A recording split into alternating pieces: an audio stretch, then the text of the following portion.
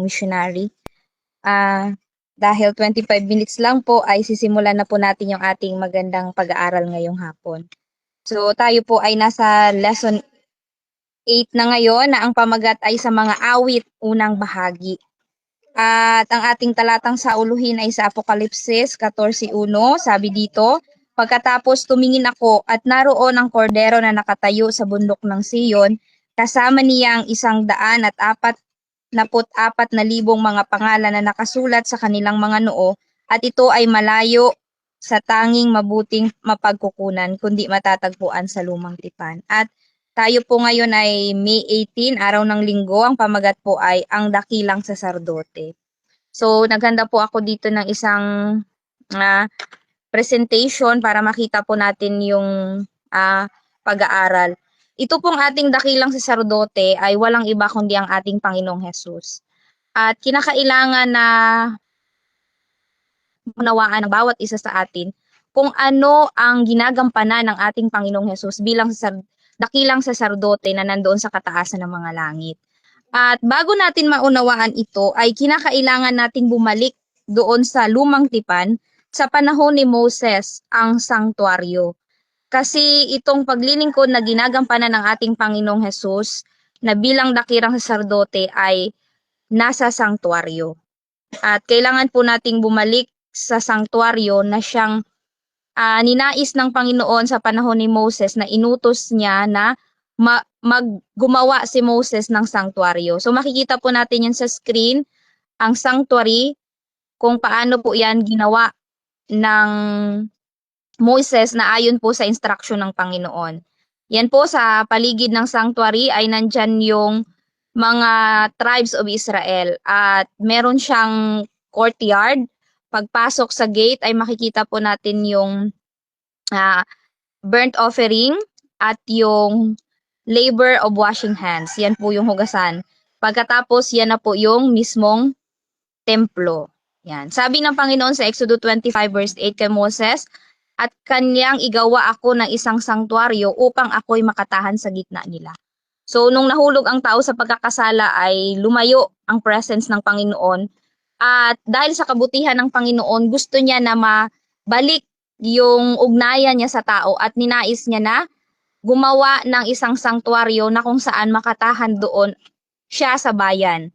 At sabi niya kay Moses sa Exodus 25:40, ingatan mo na iyong gawin ayon sa anyo ng mga yaon na ipinakita sa iyo sa bundok. So ibinigay ng Panginoon instruction sa bundok ng Sinai na sabi ng Panginoon, kailangan yung gagawin mo, huwag kang gagawa ng sarili mong design, kundi doon ayon sa pinakita ko sa iyo sa bundok. At nakita po natin na ito ay ginawa ni Moses ayon sa instruction ng Panginoon sa kanya. So ito po yung nakita natin yung tabernacle, 'di ba? Sabi ko kanina dito yung altar, burnt offering, tapos yung labor of washing hands. Pagpasok po niyan ay merong tinatawag na dito sa temple, may tinatawag po na banal na dako. Kung saan makikita po natin sa banal na dako ang table of showbread, ang 7 candlestick at incense, altar of incense. Yan po yung nilalagyan ng insenso na nagpapahalimuyak doon sa buong paligid ng tabernacle. At pagkatapos po noon, dyan sa may harapan ng altar of incense ay nahahati. Mayroon pong isang makapal na tabing na kung saan sa loob po niyan ay tinatawag na kabanal-banalang dako. At ang kabanal-banalang dako ay makikita po dyan yung tinatawag na Ark of the Covenant, na kung saan nakalagay dyan ang 10 utos na ibinigay ng Diyos kay Moses sa loob po niyan. At sa taas ay mayroong 2 anghel represent ng cherubim o kirubin na nagtatagpo ang kanilang mga pakpak sa taas ng Ark of the Covenant. Nang ibig sabihin po niyan ay justice and mercy. Yan. Ang habag at ang hustisya. So, iyan po yung kabuuhang bahagi ng tabernakulo. May 2 part, banal na dako at kabanal-banalang dako. So, atin pong pag-aralan ito. Yan. Pagpasok po natin, sinabi ko kanina, number 1, altars of incense. Number 2, Yan po yung hugasan ng mga kamay, labor of washing hands, table of showbread, dito sa kanang bahagi, sa kaliwa ay candlestick, at sa gitna ay altars of incense, at sa pinakaloob, sa kabanal-banalang dako ay ang Ark of the Covenant. Alam niyo po ba na kung ating idodraw ay makakabuo tayo ng isang cross? Yan. Kapag binuo po natin, magdodraw tayo ng pattern doon sa lahat ng mga furniture ng tabernacle, ng sanctuary, ay makikita natin, madodraw natin yung isang cross. At ang cross na yan, mga kapatid, nang ibig sabihin, lahat po ng nandyan na furniture sa tabernakulo, sa sanctuary, ay nagre-represent sa ating Panginoong Hesus. Sabi sa number 1, siya yung Lamb of God, yung sakripisyo. Kaya ang sabi doon sa unang ay lamb, at ang sabi doon ay altar of sacrifice. Diyan po yung isang tupa pinapatay para isakripisyo. Tapos sa number 2, siya po ang water of life. Doon naguhugas ng kamay yung mga saserdote na naduguan. Siya ang water of life. Sa loob po, sa banal na dako ay the bread of life. Siya ang tinapay ng buhay. Kaya ang sabi doon ay table of showbread. Sa candle 7 candlestick, siya din po yung light of the world. At sa table ay altar of incense. Ang ibig sabihin po niyan ay prayer, yung intercessor. Siya po yung tagapamagitan. At doon sa kabanal-banalang dako ay siya yung law personified. So, nakita natin mga kapatid na amazing. Yung design na ibinigay ng Panginoon kay Moses, walang ibang nire-represent nito kundi ang ating Panginoong Hesus. Yung kanyang magiging sakripisyo para ma-restore yung humankind doon sa kanyang original image na nasira nung siya ay nagkasala.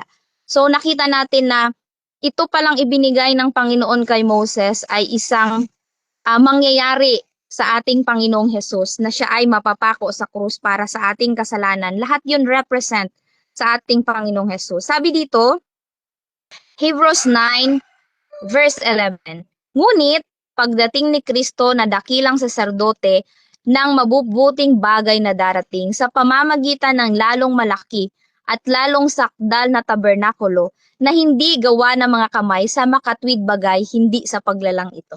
Anong sabi, mga kapatid? Na darating ang ating Panginoong Hesus na siyang dakilang saserdote, our high priest.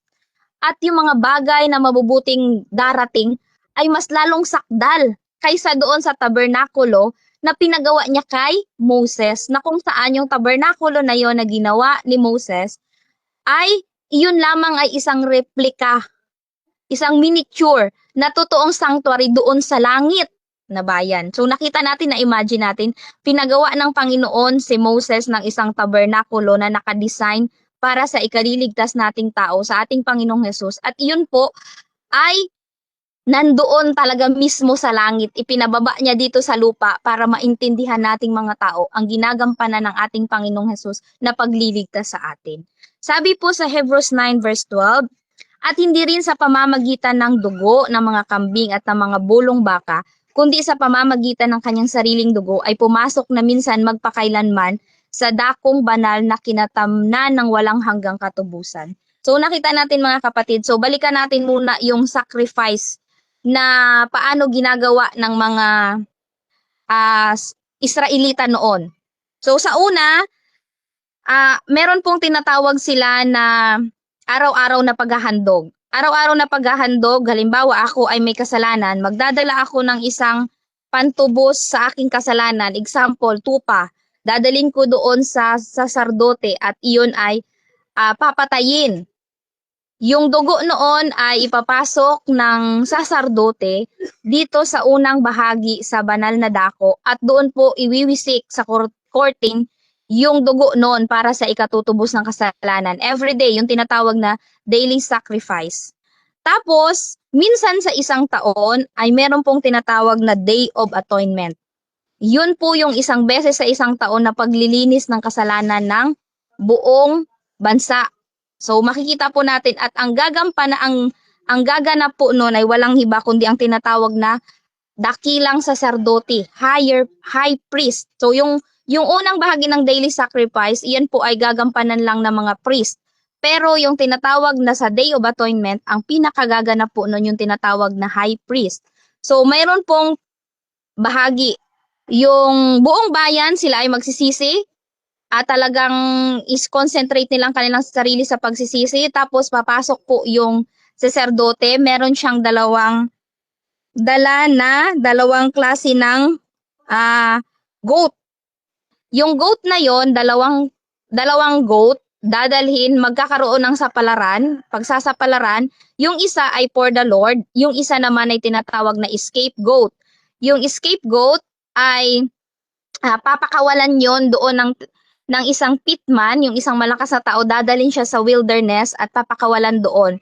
At yun po ay represent kay Azazel o kay Satan, na siya po ay pagdating ng 1,000 years o millennium, siya ay magagapo. So yung represent po nun, lahat ng mga kasalanan ay ibubulong muna doon sa tupa, ipapatong doon ng kamay, tapos pakakawalan para yung kanyang lahat ng kasalanan na ipinatong doon kay Satan. Yung isang for the Lord ay papatayin, kukunin yung dugo at iyon po ay ihahandog muna ng high priest para sa kanyang kasalanan. Papasok siya doon sa kabanal-banalang dako at iwiwisik yung dugo. Pagbalik po niya ay merong tupa na kung saan yung tupa na yon ay lahat nagre-represent yun ng mga kasalanan at yun ay papatayin para sa ikatutubos ng lahat. Ipapahid niya yan doon sa may yung doon sa Ark of the Covenant.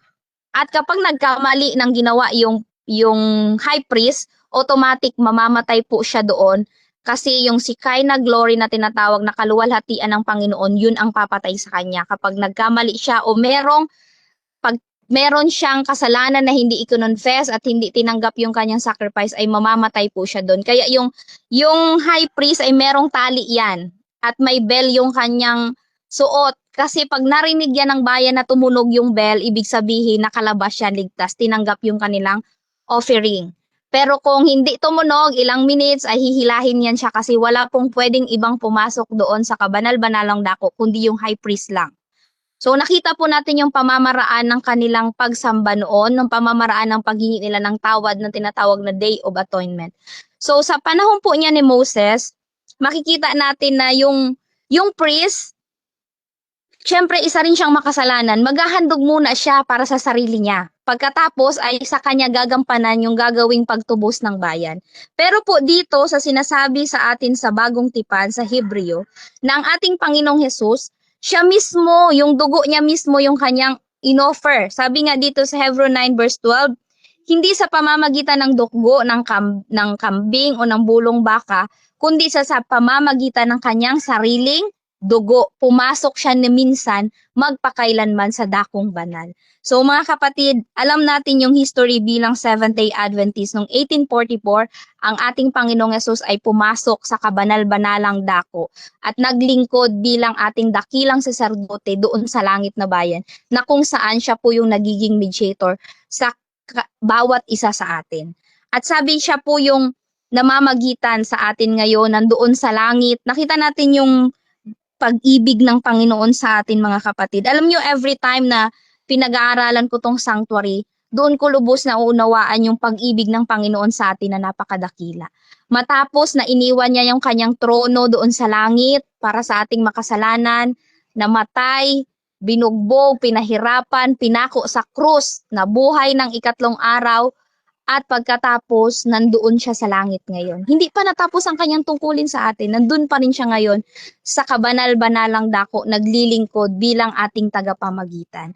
Kaya nga po kapag tayo ay nananalangin, yung naalala niyo po yung sabi doon sa furniture, yung altars of incense, yun po ay representation ng panalangin. Na yung incense na yun, yung humahalimuyak na yun doon sa panahon ni Moses, yun yung mga humahalimuyak na amoy na kahit anong baho na mga dugo na winiwisik doon sa may curtain, hindi bumabaho dahil doon sa incense.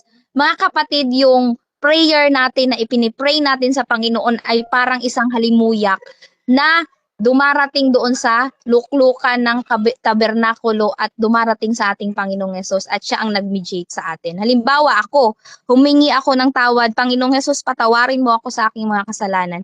At ang Panginoon ay mag-mediate sa atin, sasabihin, Ama, ito si Queenie, humingi na ng tawad at ang aking dugo ay sapat para ikatutubos niya. Ganun kabuti yung ating Panginoon, mga kapatid. Kaya nga ang sabi dito sa Hebreo 4 verse 9, yaman ngang tayo'y mayroong isang lubhang dakilang saserdote na pumasok sa kalangitan, si Jesus na anak ng Diyos, ay ingatan nating matibay ang ating pagkakilala.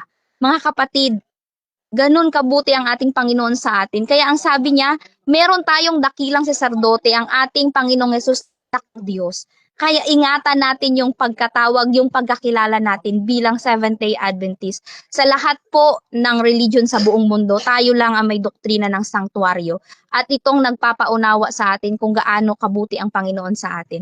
At ang sabi po dito sa Hebrews 4:15 to 16, malapit na po ako matapos. Sabi dito, sapagkat tayo'y walang isang dakilang saserdote na hindi maaring mahabag sa ating kahinaan, kundi isa na tinukso sa lahat ng mga paraan ay gaya rin naman ngayon ngayon may walang kasalanan. Magsilapit nga tayong may pagtitiwala sa luklukan ng biyaya upang tayo'y magsipagtamo at makasumpong ng biyaya upang tumulong sa atin sa panahon ng pangangailangan. Nakita natin mga kapatid, napakaganda po ng talatang ito. Sabi niya, meron tayong dakilang saserdote na hindi pwedeng hindi niya maintindihan yung kahinaan natin. Kasi bakit? Mismong ang ating Panginoong Hesus na pagdaanan niya na tinukso sa lahat ng paraan. At naunawaan niya na tayo kung gaano tayo makasalanan. Kaya ang sabi nga, lumapit tayong may pagtatiwala sa luklukan ng biyaya upang magtamo tayo ng awa at makasumpong tayo ng biyaya sa panahon ng ating kailangan. Kaya kung tayo po ay nagkakasala sa mundong ito, tayo po ay mayroong pang saserdote doon sa langit na namamagitan sa atin. Ito po yung panahon na atin pong ilapit sa Kanya yung ating mga sarili.